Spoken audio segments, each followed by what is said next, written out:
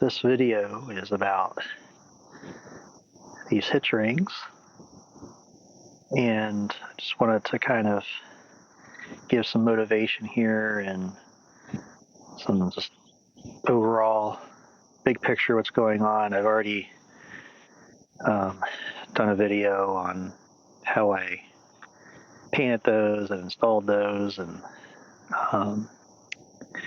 those Neodymium magnets.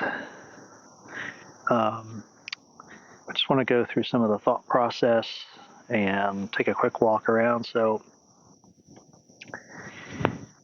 got these solar panels on sale. I'm not sure they were a good deal, but I got them on sale. And my other ones are briefcase style, so they got legs, I can put them on the ground and stand them up. These would I have to lay on the ground. And I said, hey, could I get a way to attach the solar panels with the grommets to the roof racks? And then I was thinking, hey, tie-down rings. Well, that started me on an odyssey of these things. So all these are from Amazon. Stainless. This is just steel. It's been zinc plated, not galvanized, zinc plated. And then these things,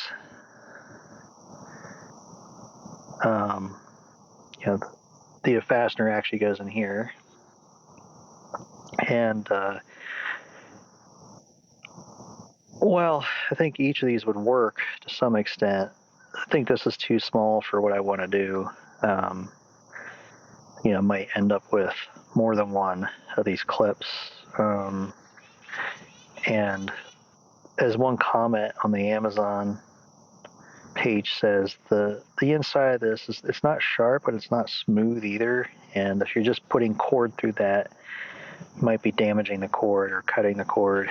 So kind of took this off the table. I bought 10 of them or something like that. Pretty cheap. And this is stainless, like I said, but it was kind of like, I put this up. I said, hey, that's not too big looking. So let me go with that. I didn't quite think it through all the way because these smaller clips that I had originally put on here, the jaw won't open wide enough to go over that. So I just need to maybe find a size in between these two. These are kind of ridiculously big for this application, but as you can see, I've decided that, here's what it looks like, and then here's with me just tying a simple hitch. I think this is a type of fisherman's bend. Just kind of go around, and then a couple half hitches to lock it in. And that seems to be good enough. So I also needed some way of tying a bungee to hold the rear door open, and then also up front here to hold this door open with a bungee. Not entirely happy with the paint job. I thought the primer, which is a zinc phosphate aircraft primer, would adhere better than it did. I mean, it's not hurtful, but it's also not like bulletproof like I'm used to. So we'll see how this holds up. If it doesn't, then what I can do is just take this to a blast cabinet and media blast it, get rid of the zinc, scuff it up. It'll be scuffed up from the media blasting. Then I can parkerize it. Parkerizing is this like phosphoric acid plus some other special sauce, and you boil it at like 180 to 200 degrees Fahrenheit. Creates a phosphate conversion coat, which is corrosion resistant. And then it also creates microscopic pores and fingers. And the zinc phosphate epoxy primer gets into those pores and grabs those fingers. Between the phosphate conversion coat and the zinc phosphate primer, which is corrosion inhibitive as well. You like really strong mechanical adhesion with the primer and that parkerizing. Plus now you got 2 conversion coat and a chemical in the primer that's corrosion resistant. So you got a lot of mechanical strength, a lot of corrosion resistance, and when you put black enamel on top of it, it's pretty darn strong. Bulletproof, I mean. Really abrasion resistant. These are zinc plated, not galvanized. Kind of the same element, zinc, but so these won't hold up as well as galvanized, but I don't know, I can't find galvanized for some reason. That's okay though. This is zinc phosphate primer, a close cousin to zinc chromate primer, which was used in the aircraft industry for corrosion protection on aluminum.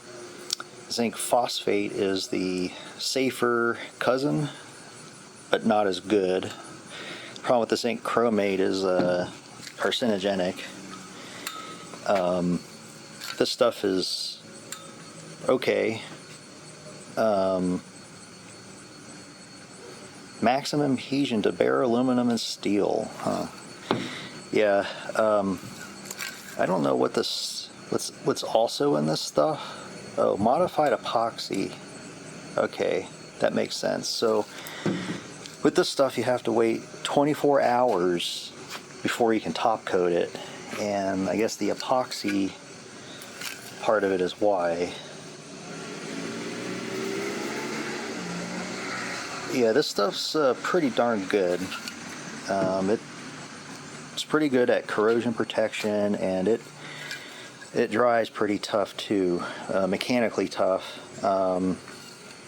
So I'm not going to paint the rings for right now, although they're getting overspray, because I think if I paint the rings, it's just going to rub off as I clip things onto the rings. But I mean, yeah, fortunately I get video before I spray painted them, but that's a lot of silver on black. So I'm going to paint the attachment plates black and just leave the rings silver, and that should look good enough. And then these things need at least 1 more coat for full coverage, maybe 2. And yeah, so we're already at the point where the first pass is kind of flashed off enough. So I'm going to stop the video here and continue priming these things. I did these hitch rings up on the roof racks and up on the toolbox up front and on the other side, but I decided I'm going to show you this one. So I already took step 1. You probably see it right there. I measured from the other side, get a rough location, and I started a pilot hole.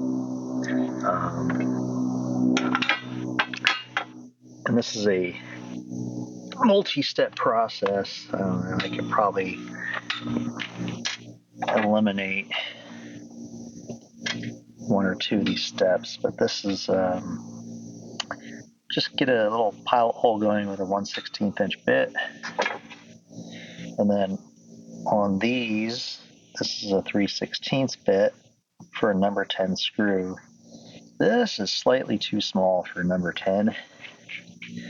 That's okay. You'll see the next step where I've got a step bit that's slightly oversized for some reason, and it makes the perfect hole. So I'm going to drill 1 hole here, not all 4 at the same time, because I'm going to use the first hole as sort of like a cleco for the other holes, so the holes don't get out of alignment and I can't fit them, and then I would have to over drill them So, all right.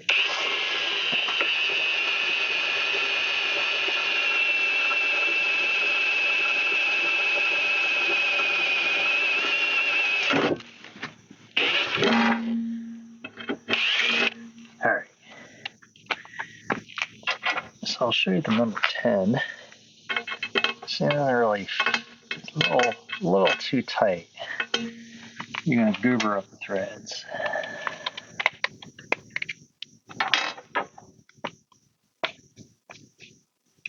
That one was actually a little bit loose. I don't know why the other ones were a little tight. On the other side, I mean.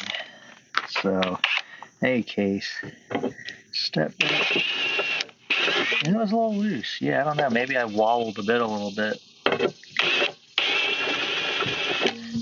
I'm just chamfering that edge a little bit. Of course, it's going to have a lip on the inside. We'll fix that later. Alright, so I'm just going to put one of those in. Alright, that's about right.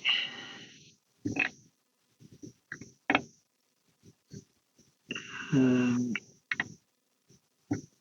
that's about centered. So I'm just going to, oh, yeah, it's walking a little bit because I'm right on that diamond. So,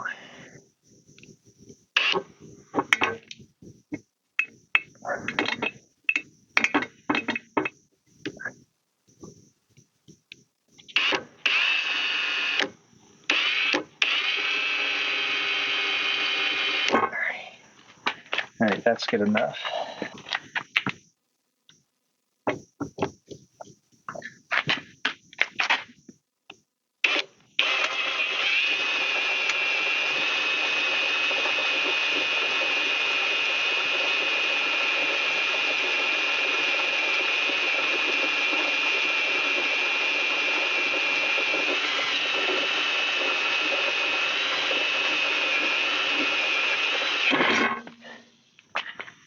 All right, yeah, on steel, if you want to use slow speed and heavy pressure on aluminum or soft materials in general, you want to use fast speed and light pressure. Yeah, that one was a little tight. Get the hole chamfered. All right.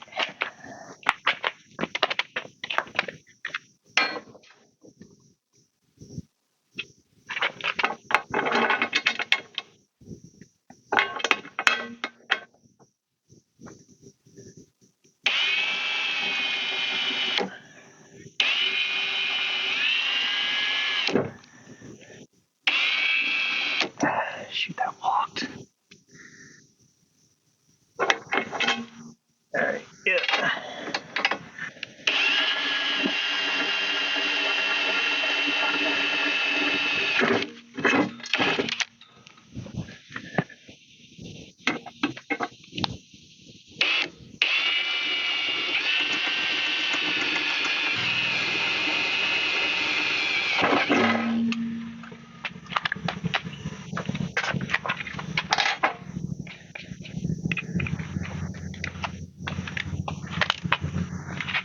All right, let's clean these up.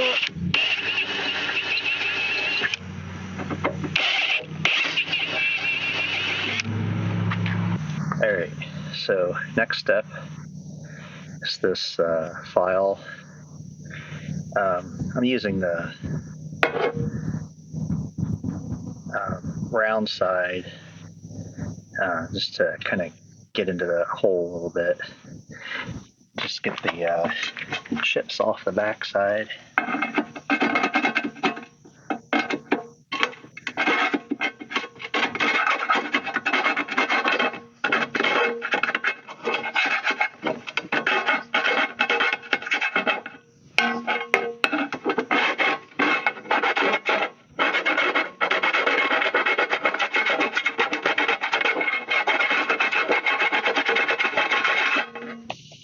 All right. Next step float film this because that's raw steel. It's going to rust. So I want to get it in those holes. The same thing from the back side.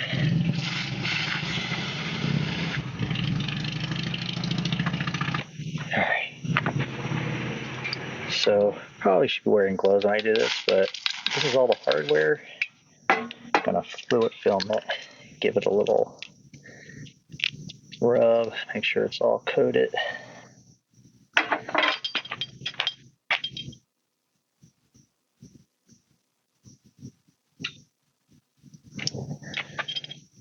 So I'm doing a washer under the head of the screw. These are truss heads.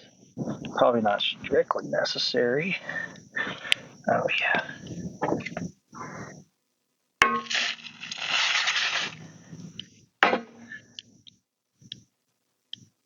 Just in case water wants to get trapped in there. Alright.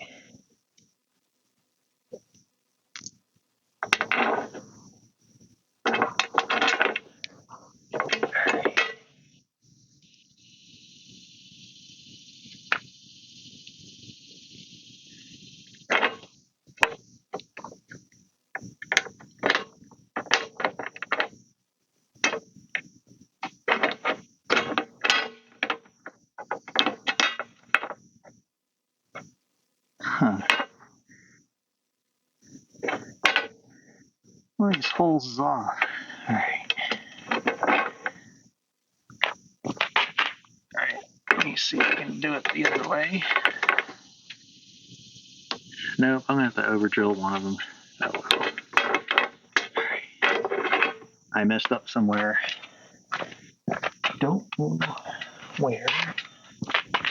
It's okay. We're not going to be putting a big load on this stuff.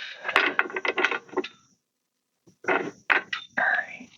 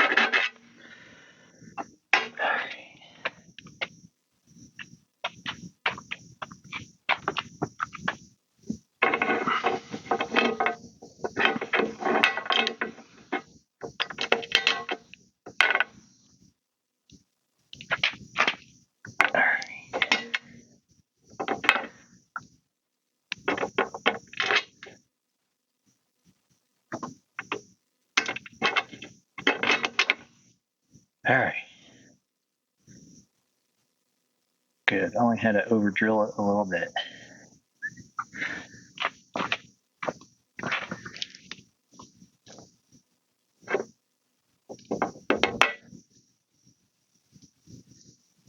So I'm gonna get the nuts started on the back side.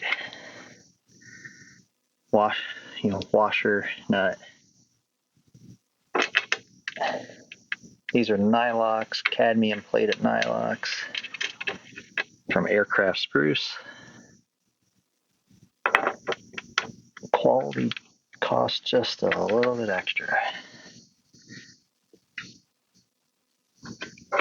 You don't want the metal lock nuts. They're required to be used in hot areas like an engine compartment. Those things are expensive.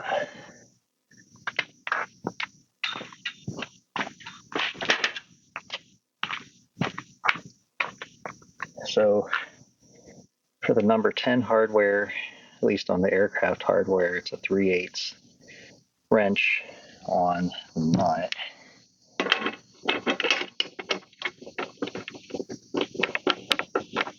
And these are stainless truss head screws. Some sort of AN spec, old aircraft hardware spec. Good enough.